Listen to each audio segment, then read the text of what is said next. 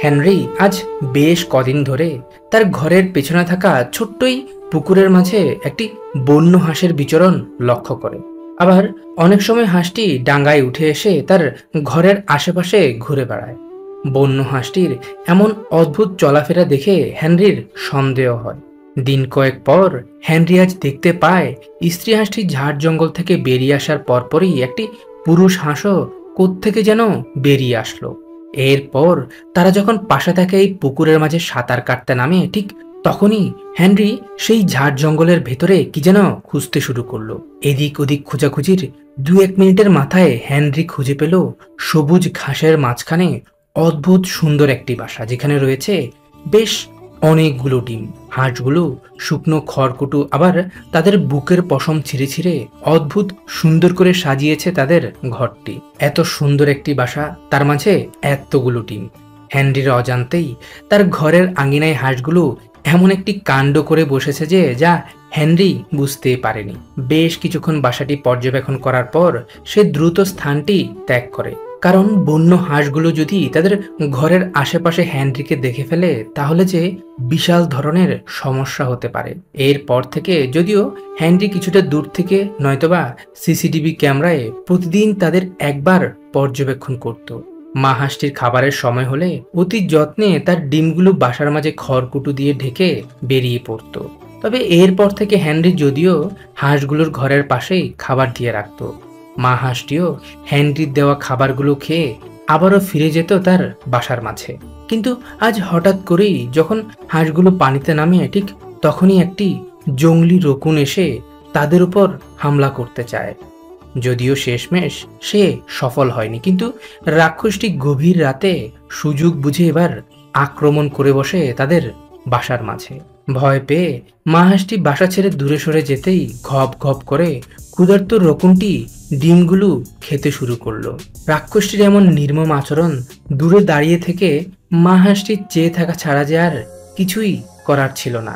Minute কয়েকের মধ্যে বেশ অনেকগুলো ডিম খেয়ে শয়তানটি পালিয়ে যায়। এরপর সকাল হয় আর মা হাঁসটি বাসায় অবশিষ্ট থাকা ডিমগুলোকে বুকে নিয়ে আবারও বসে পড়ে তা দিতে।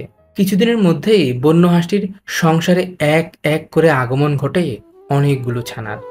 অবশিষ্ট ডিমগুলো ফুটে ছানারা বেরিয়ে আসার পর মা হাঁসটি তাদের নিয়ে বেরিয়ে পড়েছে সেই ছোট্ট পুকুরে সাঁতরে বেড়াতে। বাবা হাঁসটিকে একদিন তেমন একটা দেখা না গেলেও কোত্থেকে যেন সেও হাজির হয় তার স্ত্রী সন্তানদের সাথে। হাঁসের পরিবারটি এখন সকাল হতেই বেরিয়ে পড়ে সেই পুকুরের উদ্দেশ্যে। আর সারাটা দিন পুকুরের মাঝে সাঁতরে বেড়ানোর পর সন্ধ্যার আগেই তারা আবারও ঘরে ফিরে আসে। আর এটাই হয়তোবা তাদের জীবনের সবচেয়ে বড় ভুল। আজ গভীর রাতে আবারও সেই শয়তান রকুনটি হামলা করে বসে তাদের বাসায়।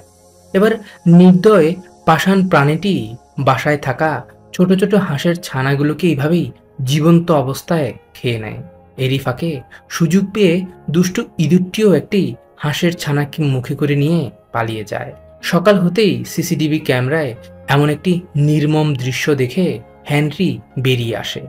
আশেপাশে বেশ কিছুক্ষণ খোঁজাখুঁজির পর হেনরি দেখতে পায় মা হাঁসটির সাথে এখন কেবলই মাত্র 3টি ছানা রয়েছে। ঠিক একদিন পরের ঘটনা।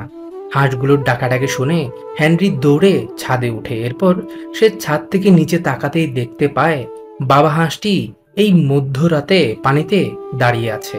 কিছুক্ষণ পর মা হাঁসটিও তার ছানা 3টিকে নিয়ে পানিতে নেমে যায়।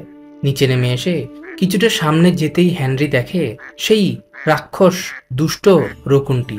সে ইতিমধ্যে পানিতে নেমে চেষ্টা করছে হাঁসের ছানাগুলোকে আক্রমণ করার। আর বাবা মা চেষ্টা করছে রাক্ষসটির হাত থেকে তাদের সন্তানদের বাঁচাতে। মা হাঁসটি তার সন্তানদের নিয়ে দাঁড়িয়ে আছে জঙ্গলের দিকটায়, আর বাবা হাঁসটি ডেকে ডেকে এভাবেই রকুনটিকে ভয় দেখানোর চেষ্টা করছে। হেনরি কিছুটা কাছাকাছি যেতেই শব্দ শুনে দ্রুত বদমাশটি পালিয়ে যায়। এরপর সকাল হয়, কিন্তু বিপদ যেন দুর্ভাগাই হাঁসের পরিবারটির পিছুই ছাড়ছে না। হঠাৎই গুড়ি গুড়ি বৃষ্টি ঝরতে শুরু করলো।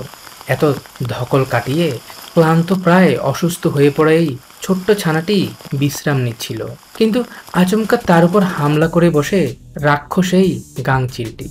প্রথম থাবায় ছানাটি বেঁচে গেলেও রাক্ষসটির হাত থেকে সে রক্ষা পেল না। ঠোঁটে কামড়ে ধরে ছানাটিকে নিয়ে এসে চলে যায় পুকুরের মাঝখানে। এরপর শয়তানটি এইভাবেই গলা চেপে ধরে অসহায় হাঁসের ছানাটির মৃত্যু নিশ্চিত করে। তারপর সে অবলীলায় ছানাটির নিথর দেহটিকে গিলে খেয়ে নেয়। একে একে সবগুলো ছানাকে হারিয়ে অসহায় হাঁস দম্পতির এখন শেষ সম্বল কেবলই মাত্রই দুটো ছানা। কিন্তু প্রকৃতির নিয়মে এখনো বারবার আক্রমণ হতে থাকে তাদের উপর।